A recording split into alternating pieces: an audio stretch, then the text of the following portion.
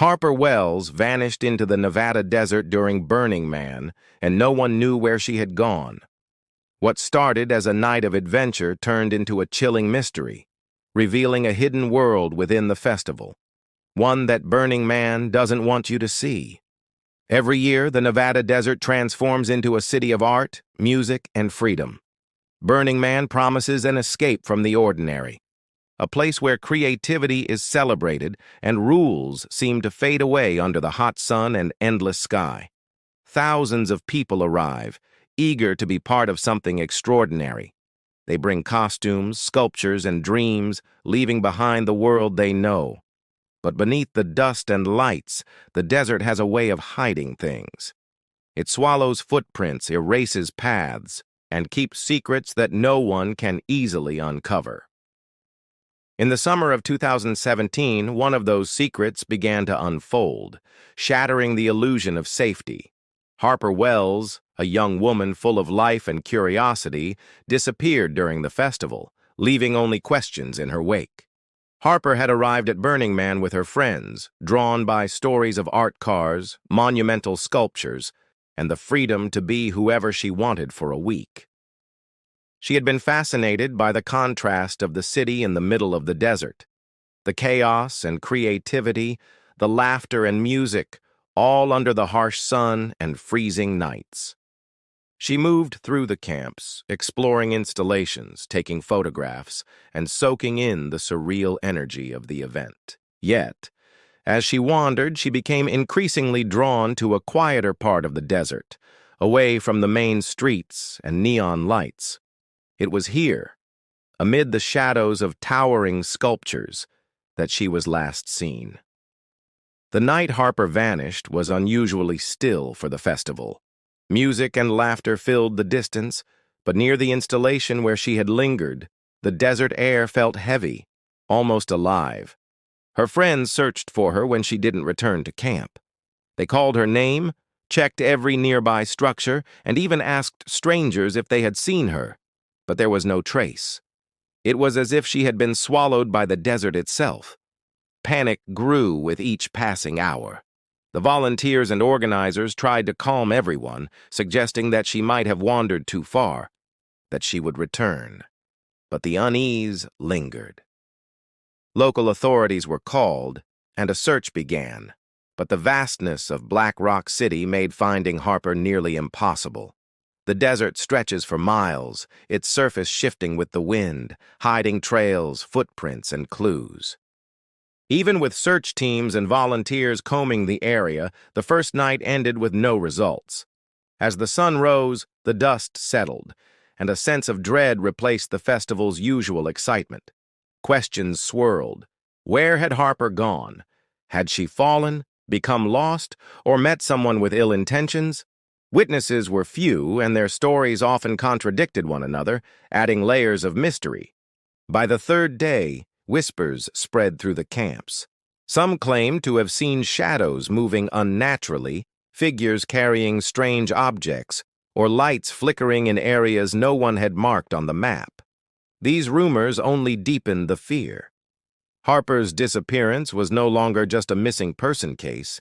It began to feel like the desert itself was hiding something, a darkness beneath the celebration. Attendees watched each other with suspicion, and the energy of the festival shifted from joyous to tense. The story of Harper Wells became the shadow over the city, a chilling reminder that in a place built on freedom and anonymity, the line between adventure and danger could be razor thin. At first, Harper's disappearance seemed like another festival mishap, the kind that happens when so many people gather in a harsh desert environment. Friends and volunteers hoped she had simply wandered too far or gotten lost among the endless camps and installations. But as hours passed, the situation began to feel far stranger than anyone expected. Rumors started circulating among the attendees. Some claimed to have seen strange figures moving through the desert at night, far from the main streets and camps. These figures were not like the festival-goers in colorful costumes. They moved deliberately, silently, and with a purpose that no one could understand. Some carried objects covered with tarps, their shapes impossible to identify in the darkness. Others spoke of distant flickers of fire that appeared where no bonfires or art pieces were supposed to be. Unlike the organized flames of the official installations, these fires seemed irregular, almost ritualistic, burning in circles or forming patterns that gave onlookers a sense of unease. People reported hearing muffled sounds, sometimes low chanting, sometimes screams, though the music from the main stages drowned most of it out. Attendees began sharing these stories quietly, wary of attracting attention, but the desert's vastness made it impossible to ignore. Volunteers and officials offered reassurances, suggesting that these sightings were exaggerations or hallucinations caused by heat, exhaustion, and the overwhelming sensory experience of the festival. Yet those who saw the strange figures swore that what they had witnessed was real. Some described glances of masked faces in the shadows, eyes catching the firelight in a way that made them feel hunted. The desert, so open and unprotected, seemed to close in around anyone who dared investigate. People tried to map where the sightings had occurred, only to realize that no one could trace the exact paths. Every footprint was quickly erased by the wind, every shadow disappeared with the shifting sand. Amid the fear, a subtle pattern began to emerge. Those who claimed to see the mysterious figures often reported the same location, a remote stretch of desert far beyond the festival's official perimeter. It was a place no map marked and no sign warned against entering. The whispers among festival-goers began to call it the hidden zone, a place where something secretive and dangerous was happening beyond the reach of lights, cameras, or security. People spoke of it in hushed tones, avoiding open discussion, yet the tension grew with every passing night. Some attendees claimed to have followed the figures at a distance, watching them move with precision, arranging objects around the fire, and performing movements that seemed like a ritual. Those who approached too closely reported feeling a sudden chill, a panic that forced them back toward the main camp. The idea that Harper might have stumbled into this area and that her disappearance was not an accident was becoming increasingly hard to dismiss. What started as an assumed misadventure was revealing itself as something far more sinister, a reminder that the desert, with all its beauty and freedom, could also hide dark intentions, and that the festival's boundaries were only as safe as the people who respected them. As the investigation into Harper Wells's disappearance continued, a disturbing discovery came to light. The official festival maps, which promised attendees a clear guide to camps, installations, and art pieces, didn't match what was actually scattered across the desert. Beyond the last marked sculptures, volunteers and some of the braver attendees noticed unregistered camps, seemingly built overnight, hidden in the shadows of towering desert ridges. These camps were clustered in a circular formation, isolated from the festival's main thoroughfares, and nobody knew who had built them or why. They were off the grid, unmonitored, and frighteningly organized. People began referring to the area as the Circle, though no one officially acknowledged its existence. Those who stumbled upon the Circle reported seeing strange gatherings at night. Fires burned in irregular patterns, casting flickering shadows on the sand. Masked figures moved in silence, arranging objects, forming tight circles, and performing actions that seemed ritualistic and deliberate. There were no signs of music, no laughter, no festival atmosphere, only the glow of fire against the dark desert and the feeling that something dangerous was happening just out of sight. Attendees who came too close described a sudden sense of unease, an invisible barrier that warned them to leave, as though the desert itself was protecting the secrets of the Circle.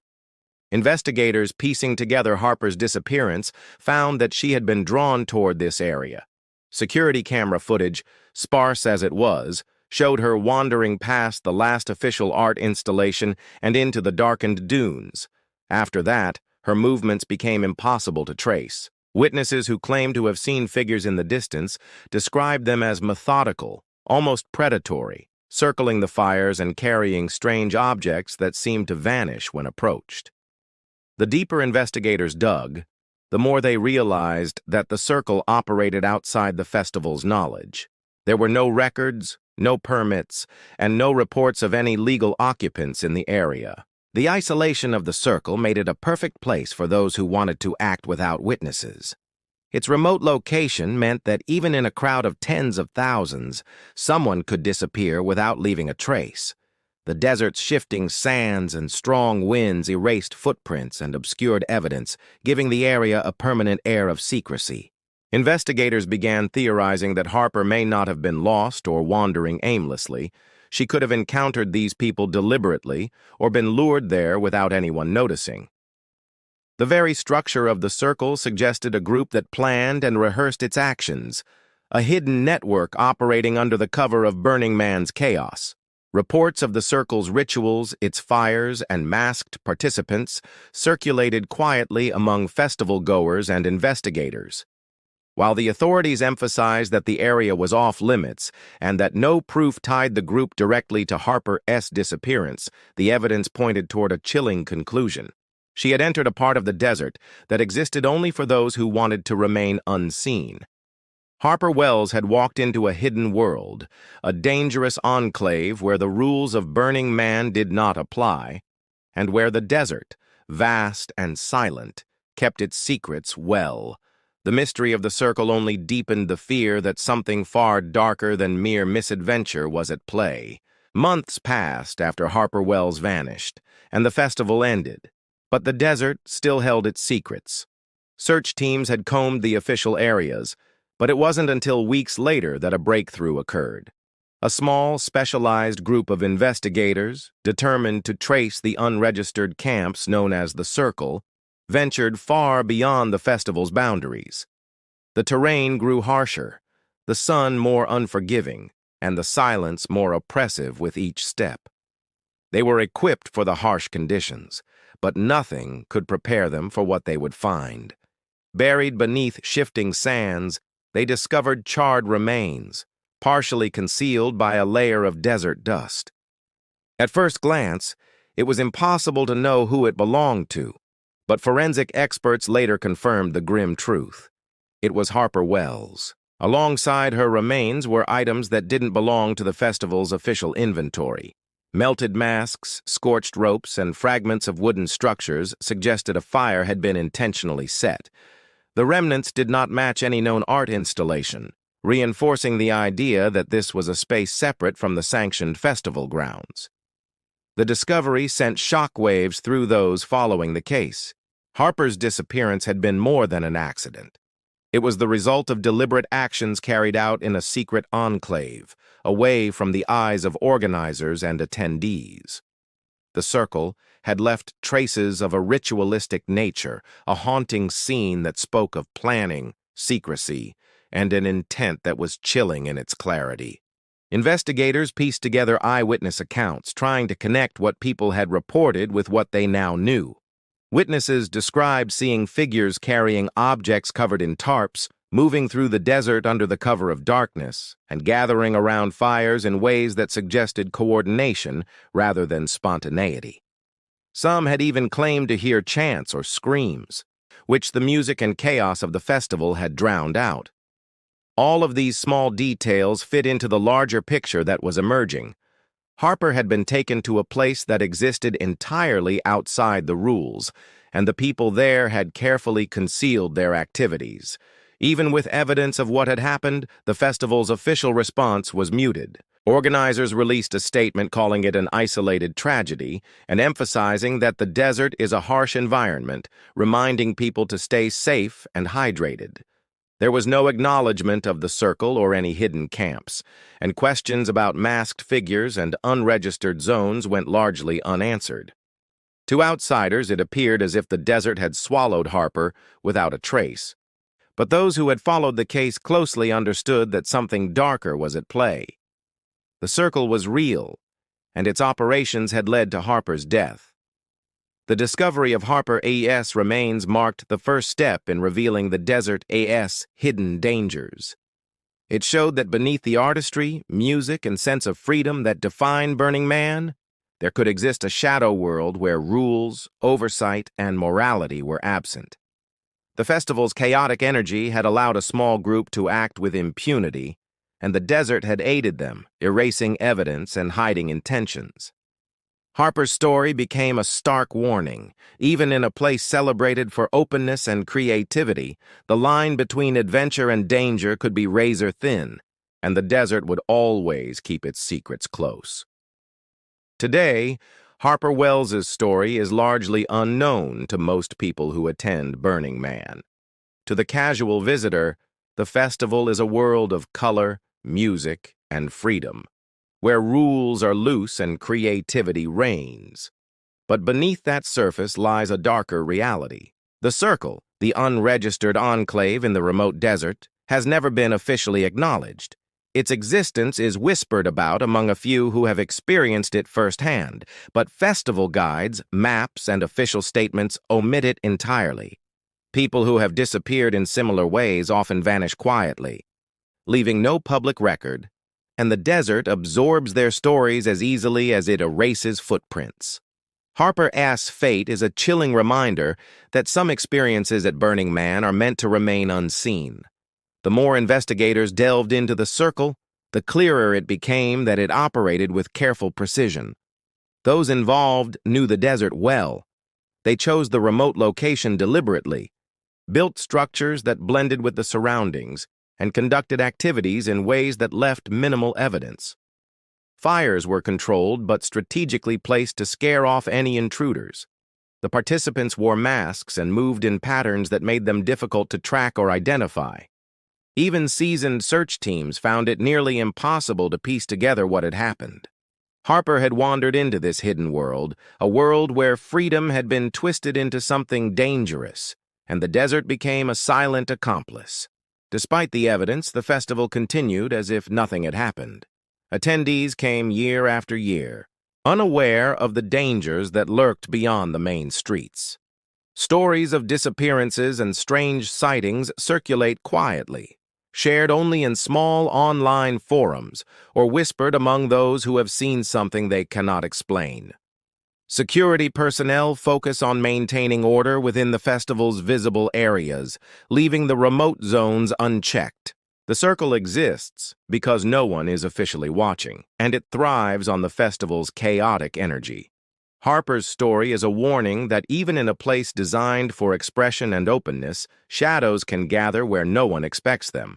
The desert itself adds to the mystery. Its vast expanse, ever-changing dunes, and harsh conditions conceal evidence with ease.